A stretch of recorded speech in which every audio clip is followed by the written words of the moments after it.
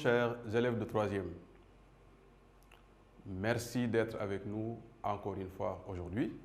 Lors de notre dernière séance, nous avions vu comment vérifier qu'un couple de nombres réels est solution ou pas d'une inéquation à deux inconnus. En nous quittant, on avait un exercice d'application que je vous propose de corriger aujourd'hui. Dans cet exercice d'application, il s'agissait de vérifier pour trois couples s'ils étaient solution ou pas d'une inéquation. L'inéquation, c'était x moins 4y moins 8 supérieur strictement à 0. Et comme vous pouvez le voir, pour le couple 0, 0, après calcul, on obtient moins 8 est strictement supérieur à 0. L'inégalité étant fausse, 0, 0 ne vérifie pas l'inéquation. Ensuite, pour le couple 1 moins racine de 2, on a, en remplaçant x par 1 et y par moins racine de 2, 1 moins 4 moins racine de 2 moins 8 qui est strictement supérieur à 0, ce qui donnerait 4 racine de 2 moins 7 strictement supérieur à 0. On peut vérifier, vous pouvez le faire en revoyant un peu votre cours sur les racines carrées et les comparaisons, voir que cette inégalité-là est fausse. Parce que 4 racine de 2 moins 7 n'est pas strictement supérieur à 0. Donc, le couple 1 moins racine de 2 ne vérifie pas l'inéquation x moins 4y moins 8 strictement supérieur à 0. Pour le dernier couple, c'est-à-dire 2 tiers moins 2, nous avons en remplaçant x par 2 tiers et y par moins 2, 2 tiers strictement supérieur à 0, ce qui est vrai. Donc le couple 2 tiers moins 2 vérifie bien l'inéquation x moins 4y moins 8 strictement supérieur à 0. Et je suis sûr que vous avez pratiquement trouvé tous la bonne solution. Maintenant, nous allons aujourd'hui entamer une nouvelle séance. Dans cette séance, il s'agit, comme on l'avait promis, de résoudre graphiquement dans R2 une inéquation à deux inconnus du type qu'on avait commencé déjà à voir. Ax plus by plus c strictement inférieur à 0, ax plus by plus c inférieur ou égal à 0, ax plus by plus c strictement supérieur à 0 et ax plus by plus c supérieur ou égal à 0. À la fin de cette séance, tu seras capable de résoudre graphiquement une inéquation à deux inconnus dans R2. C'est ce qu'on attend de cette séance-là. Nous commençons par une activité que je te demande de lire attentivement.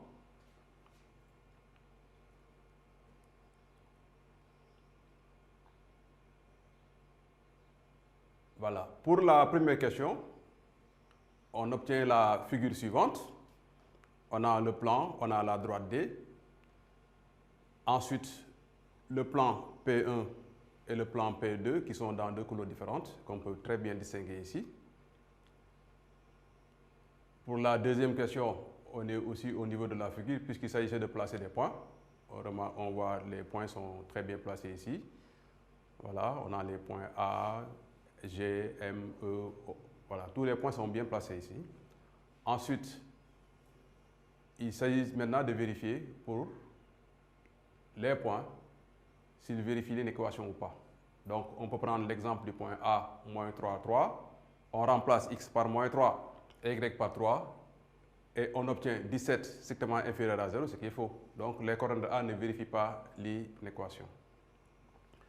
Pour le point B, 3 moins 1, on refait la même opération et on trouve moins 9 strictement inférieur à 0, ce qui est vrai. Donc, les coordonnées de B vérifient bien l'inéquation. Voilà. Et en procédant exactement de la même manière pour les autres points, on constate que les points dont les coordonnées vérifient l'inéquation sont B, F, H et K, qui se trouvent dans le demi-plan P2. Voilà. Ce que cette activité nous a permis de voir, c'est ceci, que la droite détermine deux demi-plans qu'on peut appeler ici P1 et P2, Les points dont les coordonnées vérifient l'inéquation sont ici dans le demi-plan P2. Ceux dont les coordonnées ne vérifient pas l'inéquation sont dans le demi-plan P1. Un seul point donc qu'on prend hors de la droite peut suffire pour déterminer la solution graphique de l'inéquation, sachant que dans un même demi-plan, soit tous les points sont solution de l'inéquation, soit ils ne le sont pas. Aucun point n'est solution. Donc il suffit de prendre un point dans n'importe quelle partie, il suffit juste que le point soit pris hors de la droite. Ce qu'on peut tirer d'ici, c'est que la solution graphique de l'inéquation qu'on avait donnée est le demi-plan P2 qui est privé de la droite D. Privé de la droite D parce qu'on avait dit que on avait moins 3x plus 2y plus 2 strictement inférieur à 0, donc on ne peut pas se trouver sur la droite D. Et ce que nous retiendrons ici, c'est ceci. Pour résoudre graphiquement dans R2 une équation du premier degré à deux inconnus du type AX plus BY plus C strictement inférieur à 0, éventuellement inférieur ou égal à 0, supérieur strictement à 0 ou éventuellement supérieur ou égal à 0, la première chose que je fais est de tracer d'abord la droite que je peux appeler D qui a comme équation AX plus BY plus C égale à 0. Ensuite, je choisis un point A qui n'appartient pas à la droite D. Si les coordonnées de A vérifient l'inéquation, alors la solution graphique est le demi-plan de frontière D contenant le point A. Si les coordonnées de A ne vérifient pas l'inéquation, alors la solution graphique est le demi-plan de frontière D ne contenant pas le point A. Si le symbole de l'inéquation est strictement supérieur ou strictement inférieur, la droite D ne fait pas partie de la solution graphique. Si maintenant le symbole de l'inéquation est supérieur ou égal ou inférieur ou égal, alors la droite D fait partie de la solution graphique. Et on peut faire une remarque sur l'origine, qui a comme coordonnée 0, 0. Pour la vérification, on le choisit souvent, parce que le couple 0, 0 est plus facile à utiliser dans les calculs si le point O n'appartient pas à la droite. Donc, si le point O appartient à la droite, on ne peut pas l'utiliser. Mais s'il n'appartient pas à la droite, c'est plus facile de l'utiliser parce qu'il permet des calculs faciles. Comme la dernière fois, on va juste vous donner cet exercice d'application et on sera heureux de savoir que vous l'avez déjà fait avant de suivre la prochaine séance. Et merci et à la prochaine séance.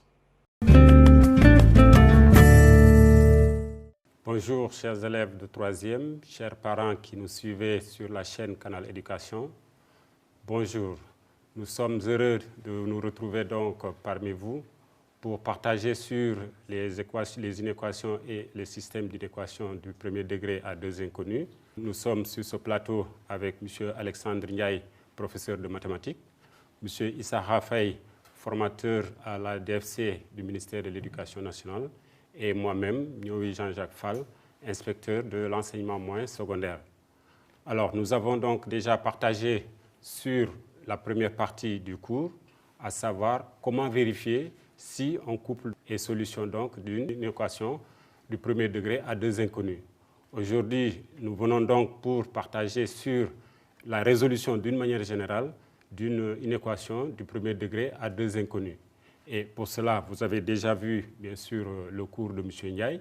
Et nous allons donc partager sur ce plateau avec M. Issa Faye, qui est donc formateur, je le répète, pour partager. Donc, il va nous apporter, bien sûr, sa contribution et éventuellement, bien sûr, donner des indications par rapport, bien sûr, à comment pouvoir être à l'aise par rapport à ces résolutions d'équations. Ensuite, nous donnerons la parole à M. Ndiaye pour compléter par rapport à ce que M. Faye éventuellement va nous dire. Et nous allons partir à la régie, parce que vous, chers élèves qui nous suivez, éventuellement, vous aurez des questions de clarification à poser à M. Ndiaye. On vous donnera donc la parole quand on aura donc au moment opportun. Alors, M. Faye, vous avez la parole par rapport à votre contribution sur le cours que nous venons de suivre de M. Ndiaye. Merci M. Fall. C'est un plaisir pour moi de partager encore une fois de plus ce plateau. Avant tout, d'abord, je dis bonjour à chers professeurs, aux élèves, aux parents d'élèves qui nous suivent à travers cette chaîne, Canal Éducation. Et au passage, je félicite M. Ndiaye, dont je salue la démarche depuis le début de ce processus d'enseignement-apprentissage, qui est un processus qui est dynamique. Dynamique parce que, si vous voyez bien, il s'est agi de partir d'une situation concrète comme support d'enseignement-apprentissage et ensuite installer des savoir-faire pour arriver à donner à l'élève tous les outils nécessaires pour résoudre une équation du premier degré à deux inconnus. Et donc, lors de la première séance, les élèves ont appris à vérifier qu'un couple de réels est solution d'une équation à deux inconnus. Et pendant cette séance, dans la même logique, il s'est agi donc d'apprendre à l'élève, de lui faire voir comment résoudre une équation à deux inconnus en utilisant le savoir qu'il a déjà acquis. Utiliser un support repère pour identifier le champ qui contient l'ensemble des solutions et l'autre champ qui ne contient pas les solutions à travers une droite frontière. Et c'est ce qui fait vraiment la pertinence de son activité, qui a abouti à une démarche. Maintenant, cette démarche-là, ce que l'on demande à l'élève, c'est de se l'approprier pour pouvoir résoudre des problèmes de ce type ou bien des problèmes qui peuvent se ramener à ce type. Et donc, vraiment, chapeau à M. Ndiaye, parce que la démarche, à mon avis, est une démarche vraiment qui est purement expérimentale.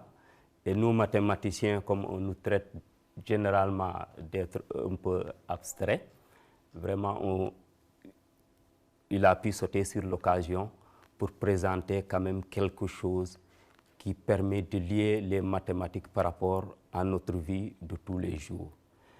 Et donc, en résumé, si vous voyez, il a appris aux élèves à tester, à émettre des hypothèses pour identifier un champ de solutions et un champ qui ne contient pas de solutions, et partir de là, soit tirer une formule, mais dans ce cas, il s'agit de proposer, de valider un résultat mathématique qui est une démarche. Et cette démarche-là, il est fortement conseillé à l'élève de l'utiliser dans la résolution de ce genre de problèmes de mathématiques. Je crois que donc, tout est là, c'est là vraiment le fondement vraiment de la démarche, ce qui fait sa pertinence. Maintenant, l'autre facette de mon intervention sera axée surtout sur les difficultés un peu que peuvent aussi rencontrer les élèves dans ce genre de problème. La première difficulté, c'est ce que nous appelons dans le jargon les prérequis. Les prérequis, c'est ce que l'élève doit être capable de faire pour bien suivre l'enseignement-apprentissage qui fait l'objet de la séquence. Et ici, comme prérequis, il y a le fait que l'élève doit être capable de tracer un repère dans un plan, doit être capable de placer un point dans un repère, doit être capable de tracer une droite connaissant son équation cartésienne et même de lire les coordonnées d'un point à partir d'un repère. Deuxième chose, l'élève doit s'approprier la démarche du professeur s'il veut être à l'aise pour résoudre des exercices qui lui sont présentés dans des problèmes divers ou même dans une évaluation. Et maintenant, par rapport à cette évaluation, ce que je veux dire, c'est que souvent, on peut proposer à l'élève un exercice qui n'est pas directement du type qui est abordé en classe. Mais ce qui est recherché dans cette situation, c'est que l'élève puisse utiliser des outils mathématiques pour se ramener à ce type qui est connu et appliquer la démarche qui est proposée par le professeur. Par exemple, des équations du type AX plus BY inférieur à C, par transposition, il se ramène au type AX plus BY plus C inférieur à 0 et il applique la démarche du professeur. Maintenant, la solution, ce que ça peut être de façon globale, c'est que pédagogiquement, on recommande fortement aux enseignants d'installer ces prérequis, mais aussi dans les pratiques d'enseignement-apprentissage, il est souhaitable de mettre les élèves en interaction à travers des travaux de groupe pour qu'ils puissent combler entre eux les lacunes qu'ils rencontrent dans ce genre d'exercice. Et ça peut vraiment faire gagner du temps non seulement aux professeurs, mais à l'élève à qui on demande un peu ce savoir-faire-là pour avoir une continuité assez fluide dans l'acquisition des connaissances. Merci M. Faye pour cette belle contribution que nous pensons que va servir à nos chers apprenants qui sont en train donc de nous suivre. Et je pense que vous avez insisté sur une chose, c'est-à-dire par rapport déjà à ce que l'élève acquiert, mais qu'il parvienne bien sûr à transférer ça dans d'autres situations pour se ramener déjà à ce qu'il a déjà vu en classe. Et je pense que c'est important que nos apprenants, qu'on puisse bien sûr les mettre dans ces genres de conditions, parce qu'il ne faut pas simplement qu'on s'arrête exclusivement à ce que nous faisons en classe, mais il est bon que les élèves, à partir de ce qu'ils ont déjà vu en classe, mais qu'ils parviennent à le transférer de telle sorte que, quelle que soit la situation, ils parviennent bien sûr à pouvoir résoudre le problème qui leur est proposé. En tout cas, merci pour cette contribution et merci bien sûr pour l'invite que vous faites bien sûr à nos chers apprenants. Alors, M. Ndiaye, avez-vous quelque chose à ajouter, sinon par rapport déjà à votre prestation qui a été si merveilleuse? Je pense que vous avez quelque chose à ajouter éventuellement pour nos chers apprenants donc, qui sont en train donc, de nous suivre. Merci, inspecteur Fall, monsieur l'inspecteur Fall, et merci, monsieur le conseiller pédagogique Faye. Bon, je ne dirais pas... je crois que les mots sont un peu trop forts quand même, parce qu'un cours est toujours améliorable. Donc je pense qu'il y a toujours des choses à faire. Et je commencerai d'abord à dire bonjour à nos élèves qui sont restés à la maison et qui suivent ce cours-là depuis le début.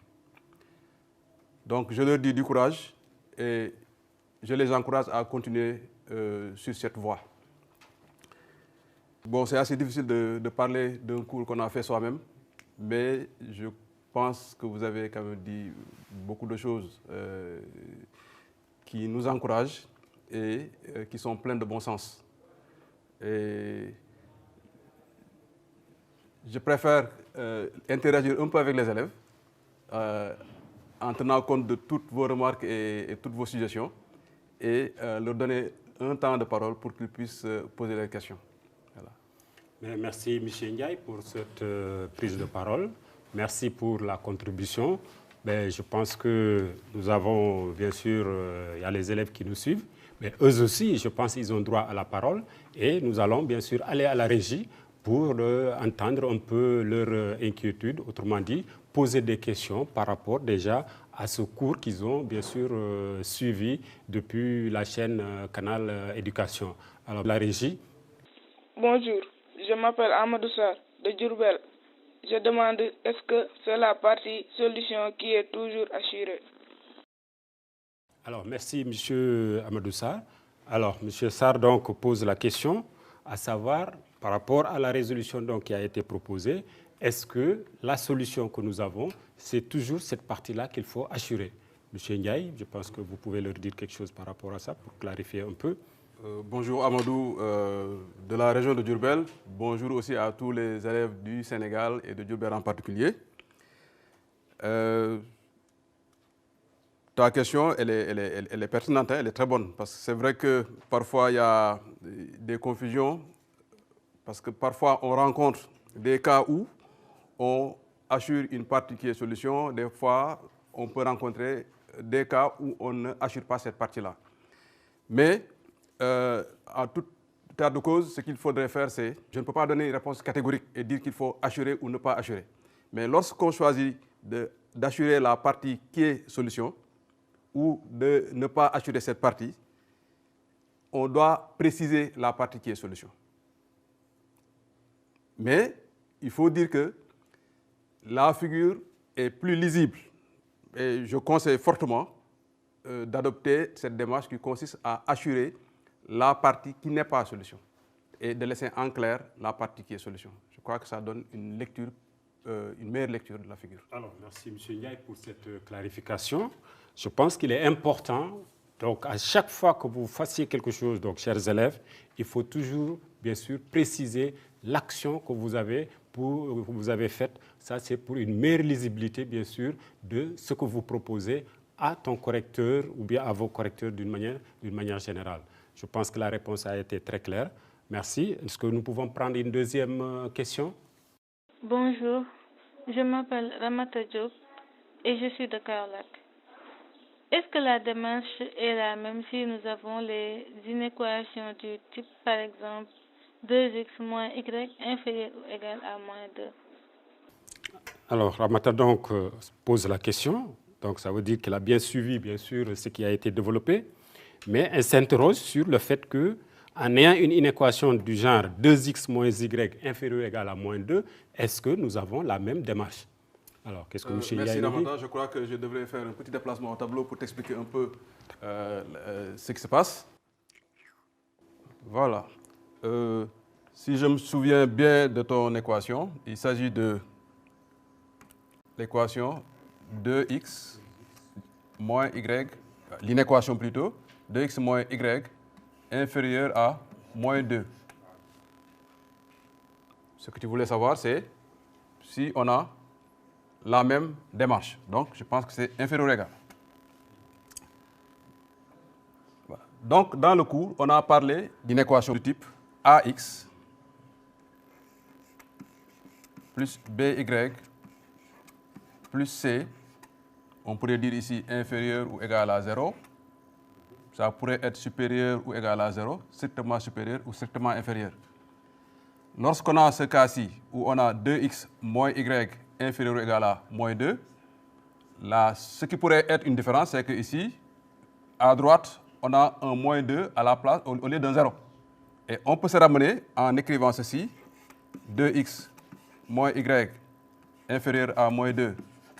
À ce cas-là, en transposant le moins 2, donc on a ceci, 2x moins y plus 2 inférieur ou égal à 0, ce qui correspond exactement au cas qu'on avait ici. Le a étant égal ici à 2, le b à moins 1, ce n'est pas écrit mais ça est là, et le c étant égal à 2. Et on a le 0 comme dans la situation. Donc, il faut toujours comprendre que ce qu'on veut, ce qu'on a ici, c'est des inéquations qui peuvent se ramener à ces cas-là.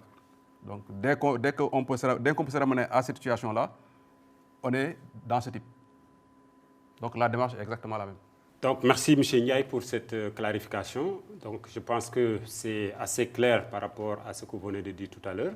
Et je disais donc, ça rejoint un peu ce que M. Faye disait tantôt, puisque ce n'est pas toujours le cas qu'on vous donne exactement ce que vous avez fait en classe. Donc, il est important que vous sachiez, bien sûr, vous élever un petit peu pour essayer de vous ramener à ce que vous savez déjà. Autrement dit, à savoir transférer un peu ce qu'on vous a donné comme leçon, bien sûr, pour pouvoir résoudre vos différents problèmes.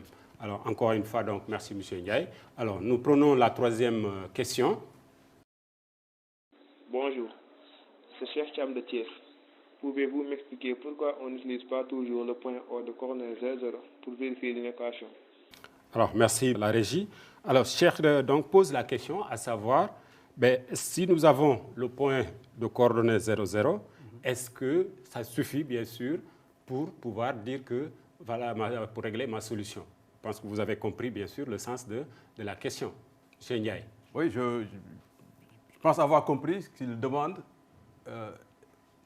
Pourquoi on n'utilise pas toujours le point de coordonnées 0, 0? Voilà. Voilà, très bien. Donc, c'est bien ça la question.